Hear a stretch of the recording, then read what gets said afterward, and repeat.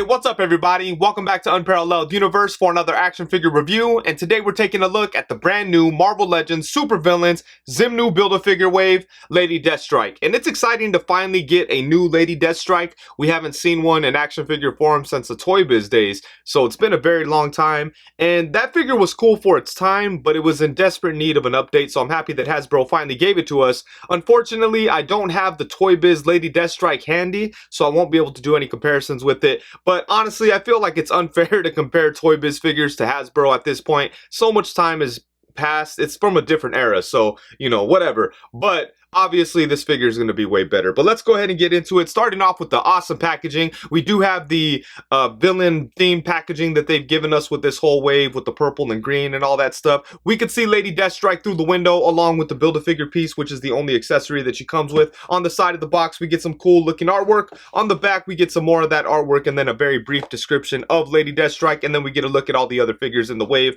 that we need to build Zimnu. Over here, we get the same artwork, and that's about it for the box. So let's go ahead and open it up and take a look.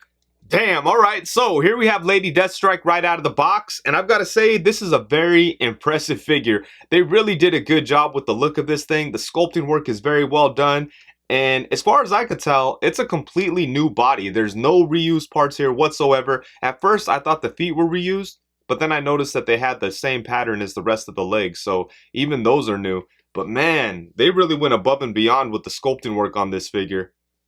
And I just can't think of anything that I dislike about the way it looks. I know some people are kind of upset about the hair and how it's kind of stuck in an action pose, but that's an easy fix. I've seen people like tie it down with the rubber band and then heat it up, cool it down. But what I noticed is that if you push it down a little bit, it kind of gets caught on her shoulder piece.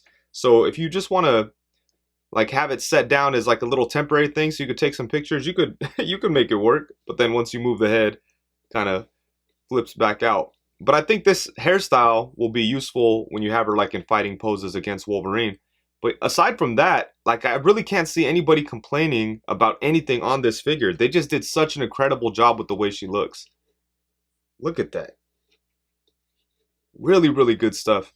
And she does have a really good looking head sculpt. I really like the style they decided to go with. They gave her a normal human head, no cybernetics, no robotics, just a pretty looking lady, normal looking human, but then you kind of go down to the rest of the body, then we have all kinds of crazy stuff going on. So I think that that was a really cool design choice. I think that it looks good. They painted her eyes, which is nice. And if they would have given us a head that did have like cybernetics on it, I think it would have been cool to go with the white eyes. But since they went with this style, I think it was good that they painted the eyes. So that came out nice. The lips look good too. They are red and they do kind of have a slight metallic look to them, but it's very hard to see on camera. But in person, you can see there's a bit of silver in there. So I think they did good with that. And just in general, I love the way the face looks. She does have her weird like cap or whatever this thing is on the top of her head. And then you have this stuff coming out. And I keep calling this her hair, but I don't think it's her hair. It's like part of the cap. But it does look good. It does kind of look a little too plastic looking, so it would have been nice to have a wash in there. But as it is, it's very well sculpted. And this is just a great looking head sculpt. And then moving down into the body, you can see here on the chest, she does have the circuitry and robotics and all kinds of cybernetics and stuff going on there. And I like how it's just kind of peeking through from the rest of the costume. I think that's super dope. And then you have like this stuff. I never know what the like her design is crazy. Lady DeathStrike has all kinds of weird stuff going on. I don't know what this stuff is, but it does look good. It's very well sculpted. It looks nice. And then she does have her sleeves, which have some nice sculpting work. I like the way they flare out here at the end. And then the arms look really good. Check out the sculpting work on these.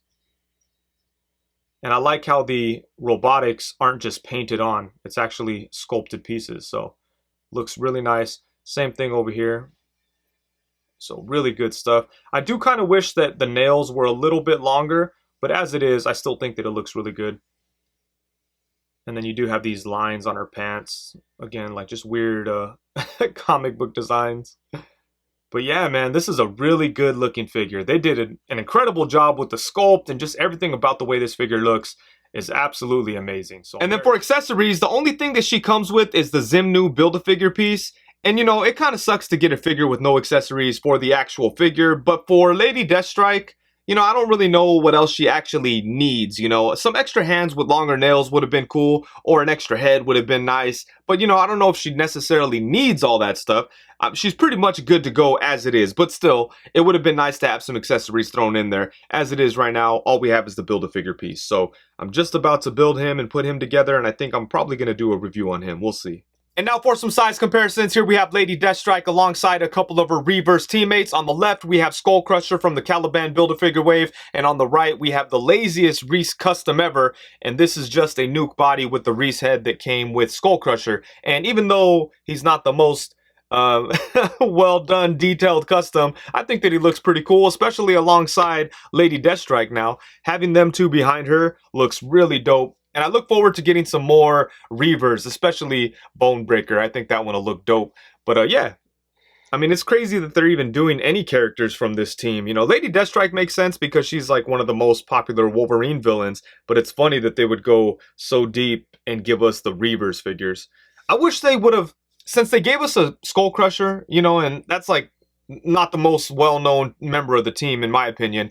I kind of wish that since they were willing to do him, they might as well just do a straight-up proper Reese figure because, you know, like, why not? If they already went that deep, might as well go in deeper and give us him. Because I figure as far as the Reavers go, the most popular characters are Lady DeathStrike and Bonebreaker, because, you know, he's so visually interesting and unique, and I think he stands out. Like, that's the main Reaver that I remember. So, I mean, the fact that they were willing to go so far and give us Skull Crusher, it's like they might as well just go all the way, commit, give us the whole team, you know, like properly, not just this weird head situation. But anyways, it's crazy that they're even doing it at all.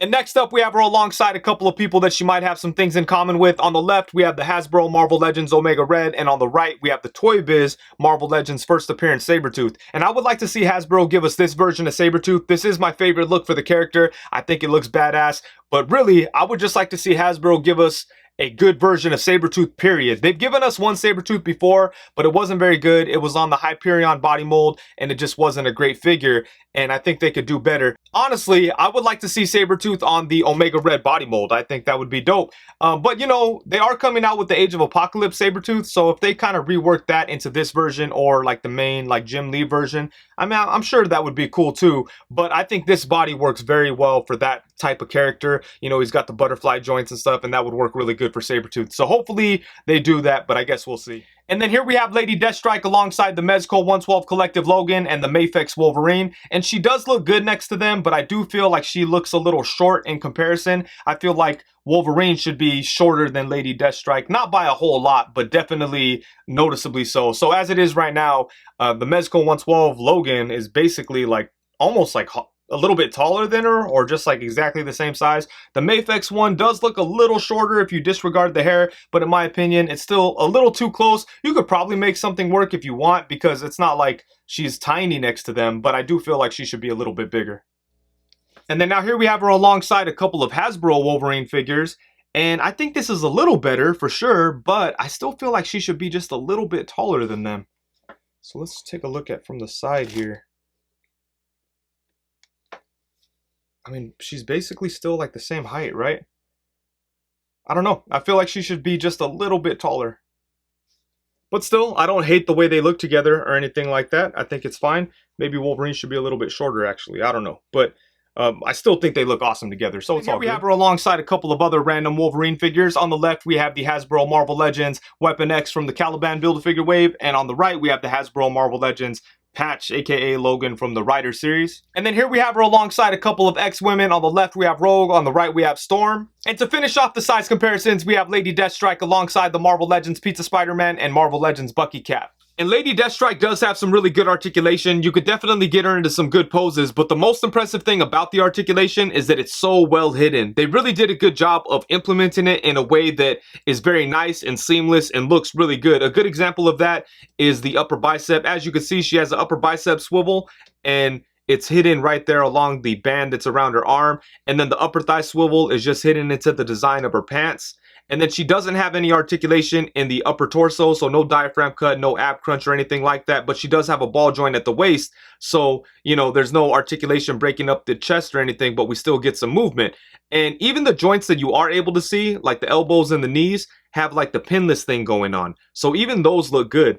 And all those little things just make the figure look so much better, and it kind of comes across almost like an import or something, you know? It just looks so nice. But let's go ahead and get into it, starting off with the head. She does have a ball hinge at the head, which means she could look up to about right there, which is nice. She could look down to right here, which is a pretty good amount. She's able to move her head side to side. And because the ball joint is so high, we do get some nice tilting action, but then her hair does kind of get in the way, but you could definitely get her head to tilt a little bit. I was kind of surprised when I saw the ball hinge joint, because I was kind of thinking that she would have the new style of neck, or at least for the upper neck, you know, but thankfully they put the ball hinge in here, which means we get a lot more movement than we would otherwise, so that's good stuff. And then for the torso, we do have a ball joint at the waist, so we get some swivel. She does get some side to side, which is nice. She can move back to about right there. And you want to be careful when you bring it back forward, because this part of her costume just kind of gets caught on the waist. So you want to be careful with that. And then she only crunches forward to about right there. So even though I do like this setup, I really wish that she was able to get a little bit more out of the torso. I might have to pop her apart and see if I can improve on that just a little bit. But as it is now, I do like this style of torso joint with the ball joint at the waist. It kind of reminds me of like Mythic Legions or something. And then for the arms, her arms do go all the way around, and her costume doesn't get in the way too much. So that's nice. And then her arms come out to the side a really good amount.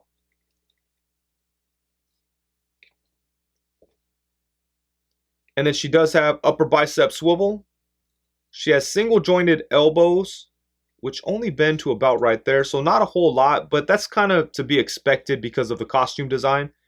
Her sleeves are kind of crazy there. So the elbows only bend to about right there. And then she does have a swivel at the elbow as well. And then for the hands, the right side has a swivel and the standard hinge, and the left side has a swivel and then a vertical hinge. So that's kind of cool to make it a little different like that. For the legs, they could come out to the side to about right there. They could kick forward to right there. You can't really bring them back too much. They pretty much stop right there. She does have upper thigh swivel, double jointed knee, which gets a good bend. Pretty much bends to right there, which is nice. No lower leg swivel, but she does have rocking ankles. And then they go forward to there, and then they come up to right there. So yeah, she does have some really good articulation. Definitely a lot of fun to pose around. But I just love the way that it's so well hidden, and it just looks good. And the figure just looks amazing, and it's still functional. So I'm very happy with the way the articulation was handled on Lady DeathStrike. So when it's all said and done, I think this is an amazing figure. And Hasbro really outdid themselves, especially in regards to the way that she looks. I think they did a great job with the sculpt.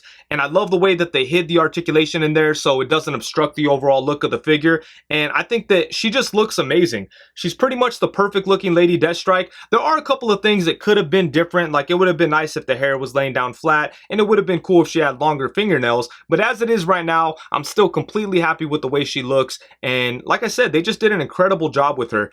And this figure, it's kind of giving me Kang the Conqueror vibes in terms of like execution, you know. You guys know how much I love that figure, and I think they did just as good a job on this Lady DeathStrike. So I'm very impressed with this figure. I've been kind of like sleeping on it a little bit because I've had this figure for about a week, and it's been in a pile of other figures. I just haven't been able to check it out. So today I finally opened it up and took a look, and I was really just blown away by how good the figure is. So I'm extremely happy with it, and I highly recommend picking her up if you're a big fan of X-Men, Wolverine, or Lady DeathStrike, because I do feel like she's gonna shoot up in price once people find out how awesome she really is, you know.